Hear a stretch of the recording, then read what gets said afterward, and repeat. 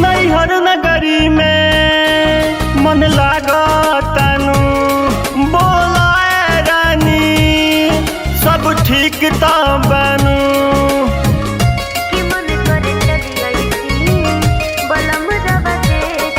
नैहर नगरी में मन लागतानु बोलाए रानी सब ठीक ता बनू पिया पिया रोटत रोटत पपिया के भेस में कि मन करे चली अइती बलम रवा देश में कि मन करे चली अइती बलम रवा देश में।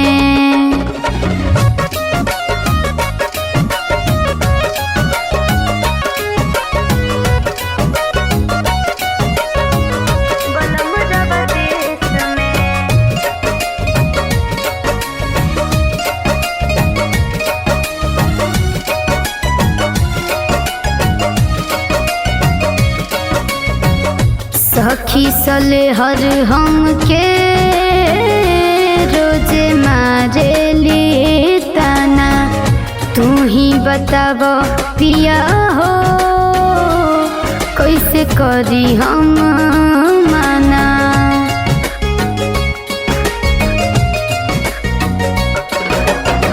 मन के मनावा धानी हो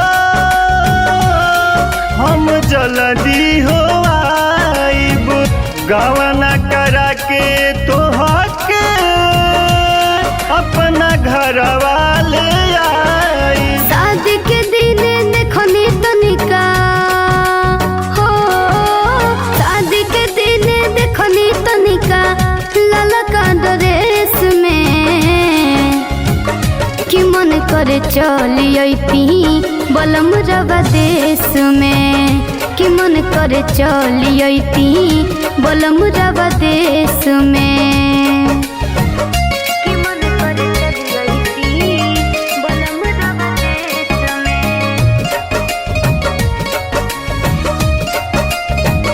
बलम रवा देश में।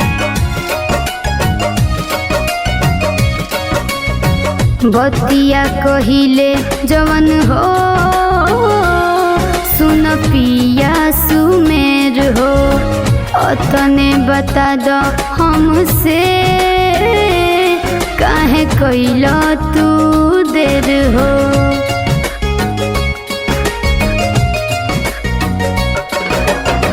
हमहू तो तहरे लेखा हो दुख सहत बानी तू ही बतावा कैसे घर कहीं रानी लागे भुलैला सबत पकन्हैया हो लागे भुलैला सबत पकन्हैया जाके परदेश में कि मन करे चली अइती बलम रवा देश में कि मन करे चली अइती बलम रवा देश में।